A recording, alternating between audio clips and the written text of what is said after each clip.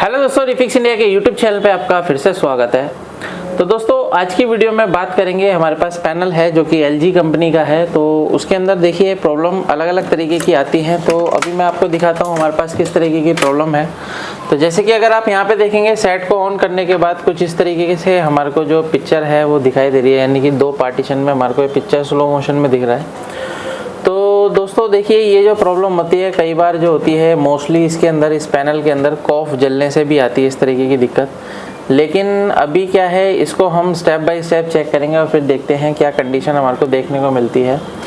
तो चलिए स्टार्ट करते हैं। जब भी हम पैनल को चेक करते हैं तो पैनल को चेक करने के लिए सबसे पहले हमारे को सभी इसकी मेन वोल्टेज चेक करनी होती है, जो भी इसकी बेसिक रिक्वायरमेंट वोल्टेज होती है। अगर आपको पैनल को रिपेयर करने में प्रॉब्लम आती है तो आप हमारे ट्रेनिंग ले सकते हैं। ट्रेनिंग लेने के लिए नीचे दिए गए कॉन्टैक्ट नंबर पर कॉन्टैक्ट कर सकते हैं। तो चलिए स्टार्ट करते हैं। सबसे पहले हम मल्टीमीटर को DC वोल्ट की रेंज पे लगाते हैं और यहाँ पे अगर हम चेक करते हैं तो देख सकते हैं यहाँ पे जो हमारे पास टीकॉन बोर्ड लगा हुआ है वो ये टीकॉन बोर्ड है। और यहाँ पे अगर आप देखेंगे तो ये हमारा पैनासोनिक का जो कि कॉम्बो बोर्ड इसके अंदर लगा हुआ है। अभी क्या है कि इसके अंदर जो अगर हम वोल्टेज चेक करते हैं तो अगर आप यहाँ पे देखेंगे तो इसकी जो 12 वोल्ट की सप्लाई है वो बिल्कुल परफेक्ट तरीके से बन रही है। और 12 वोल्ट के बाद जो ये सप्लाई है, अलग अलग वोल्टेज यहाँ पे देखने को मिलती है हमारे को। जैसे कि आप यहाँ पे देख सकते हैं 3.3 वोल्ट की सप्लाई है। और ये 3.3 वोल्ट की सप्लाई जो हमारे टीकॉन IC के अंदर जाती है, तो टीकॉन IC हमारी ऑन होती है, जिसके बाद हमारा ये जो DC to DC IC plus level shifter IC एक ही में कंबाइंड होती है इस IC के अंदर ही।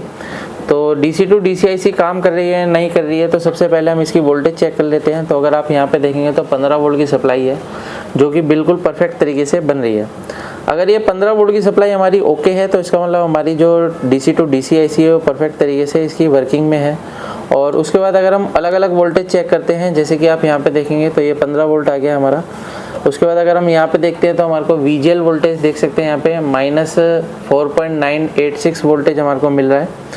और इसके बाद अगर हम VGH वोल्टेज चेक करते हैं तो हमारे को यहाँ पे 26 वोल्ट के अराउंड मेरे को यहाँ पे VGH वोल्टेज देखने को मिल रहा है। तो यहाँ पे क्या है दोस्तों कि ऑलमोस्ट इसकी जो वोल्टेजेस हैं वो सभी ओके हैं। और वोल्टेज ओके होने के बाद अगर इस तरीके की दिक्कत आती है तो अभी हम चेक करेंगे जो कि हमारा टीकॉन सर्किट है। तो टीकॉन सर्किट को चेक करने के लिए सबसे पहले हम सेम कंडीशन करेंगे कि हम सेट को ऑफ करने के बाद इसकी टीकॉन की सभी इम्पीडेंस चेक करेंगे। इम्पीडेंस चेक करने के लिए हम टीकॉन IC का ये कनेक्टर को निकाल लेते हैं। लेकिन ये निकालना कंपलसरी नहीं है, ज़रूरी नहीं है आपको निकालना है, लेकिन अगर आपको परफेक्शन के साथ टेस्टिंग करनी है तो आपको निकालना ज़रूरी है। तो अभी क्या है कि इसको चेक करने के लिए हम मल्टीमीटर को सेट कर लेते हैं डायोड मोड की रेंज पे। और यहाँ पे अगर आप देखेंगे तो मल्टीमीटर हमारा डायोड मोड की रेंज पे आ गया है। और अभी हम इसकी क्या है, एक एक इम्पीडेंस अगर चेक करते हैं तो इम्पीडेंस पे हमारे को अलग अलग वैल्यू यहाँ पे देखने को मिलती है। जैसे कि किसी जो टीकॉन IC है, कोई 700, कोई 500, कोई 600, अलग अलग हमारे को इम्पीडेंस देखने को मिलता है। अभी जैसे LG कंपनी का हमारे पास टीकॉन है तो यहाँ पे आप ये देख सकते हैं 523 हमारे को रीडिंग शो कर रहा है। और यहाँ पे अगर आप देखेंगे तो 522 रीडिंग शो कर रहा है, ऑलमोस्ट आसपास में ही है, तो यानी कि ये सही है। तो ये भी हमारी देख सकते हैं 522 दिखा रहा है। यहाँ पे भी आप ये देख सकते हैं 522-23 के अराउंड दिखा रहा है। तो इसका मतलब क्या है कि ये आसपास में ही रहता है, यानी कि एक आध दो ऊपर नीचे भी ये चल जाता है, कोई ज़रूरी नहीं है। लेकिन इसके अंदर 50, 60 या 100 का डिफरेंस नहीं रहना चाहिए। यहाँ पे आप ये देख सकते हैं ये बिल्कुल परफेक्ट हमारे को दिखा रहा है। यहाँ पे भी हमारे को बिल्कुल परफेक्ट दिखा रहा है और यहाँ पे भी ये ओके दिखा रहा है। आगे देखते हैं, ये भी ओके दिखा रहा है। और ये लास्ट हमारा पॉइंट है, तो इसके अंदर भी हमारे को बिल्कुल परफेक्ट तरीके से, यानी कि जो टीकॉन की कंडीशन हमारे को मिल रही है, टीकॉन बिल्कुल परफेक्ट तरीके से इसका ओके है। यानी कि जो हमारा LVDS सिग्नल है जो कि टीकॉन IC के अंदर जाता है वो बिल्कुल ओके है।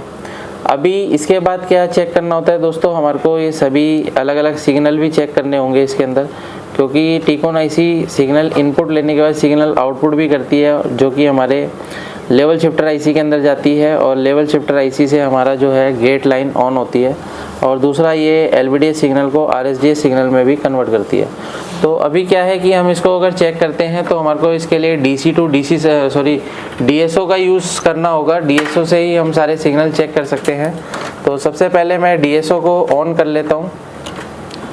ये सेट के USB से ही मैं ऑन कर लूँगा इसको। तो यहाँ पे इसको हम बटन प्रेस करके इसको ऑन कर लेते हैं।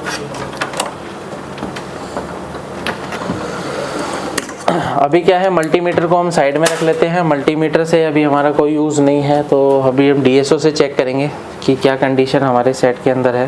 तो यहाँ पे आप ये देख सकते हैं DSO को मैंने यहाँ पे जो है इसकी USB से कनेक्ट कर दिया है, क्योंकि ये जो DSO है अडेप्टर से काम करती है। तो अडेप्टर जो है USB वाला होता है, तो इसकी USB हमने सेट के अंदर लगा दी है, क्योंकि इसका अडेप्टर अभी हमने नहीं लगाया है। इससे पहले हमारे को ये सब करने के लिए यहाँ पे अब देखेंगे ये हमने LVDS को निकाला था, इसको भी लगा देंगे वापस से, क्योंकि जब तक हमारे टीकॉन में सिग्नल नहीं आएंगे तब तक ये टीकॉन IC काम करना स्टार्ट नहीं करेगी।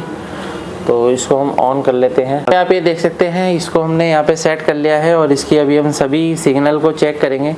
जैसे कि आप यहाँ पे देख रहे हैं इसके अंदर अलग अलग सिग्नल यहाँ पे बनते हैं, जो कि हमारे यहाँ पे आप देख सकते हैं CKV सिग्नल है। जहाँ पे भी हमारे को ये CL के दिखाता है, तो CL के मतलब क्या होता है, हमारा CKV सिग्नल होते हैं। तो अगर हम इनको चेक करते हैं तो अब यहाँ पे आप ये देख सकते हैं ये जो सिग्नल है हमारा बिल्कुल परफेक्ट तरीके से यहाँ पे बन रहा है। इसकी हम थोड़ा सा टाइमिंग को कम करते हैं और इसकी रेंज को कम कर लेते हैं।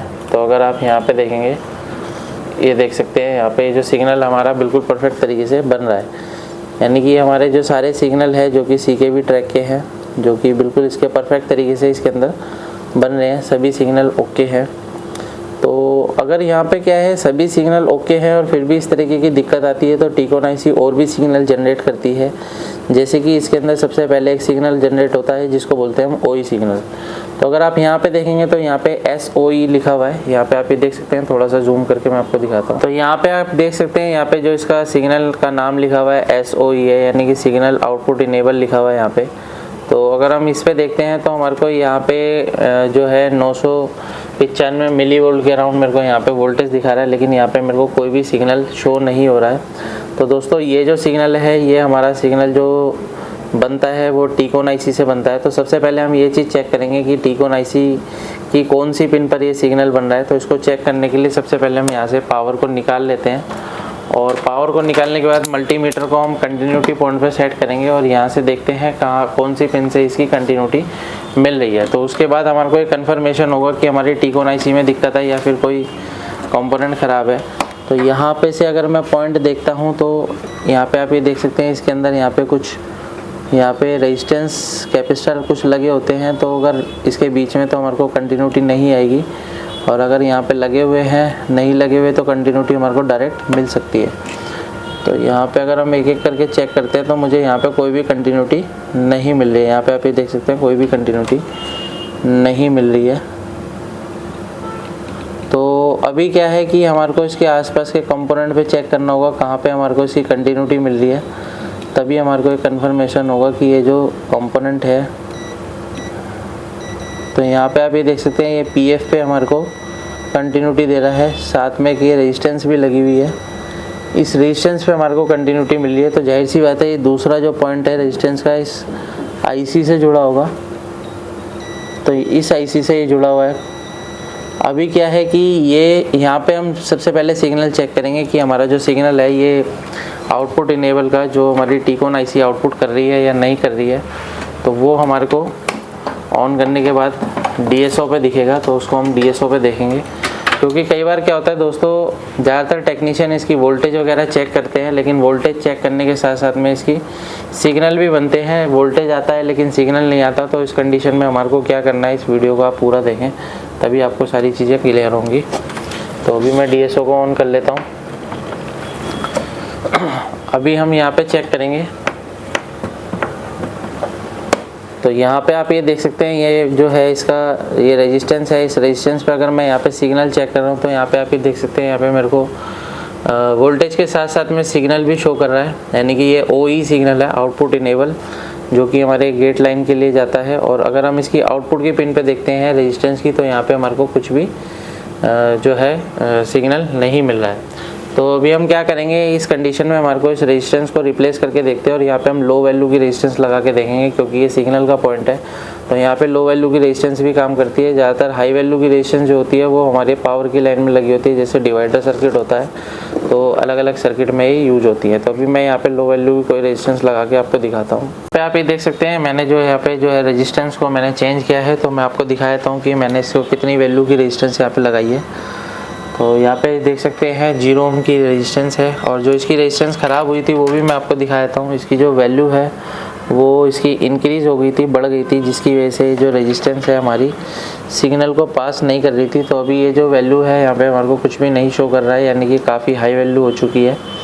तो इसको हम क्या करते हैं, हटा देते हैं। और उसके बाद अगर हम यहाँ पे सिग्नल चेक करते हैं, सबसे पहले सेट को ऑन करते हैं, और ऑन करने के बाद अभी थोड़ा सा हम वेट करेंगे, क्योंकि सेट को ऑन होने में 5-10 सेकंड का टाइम लगता है।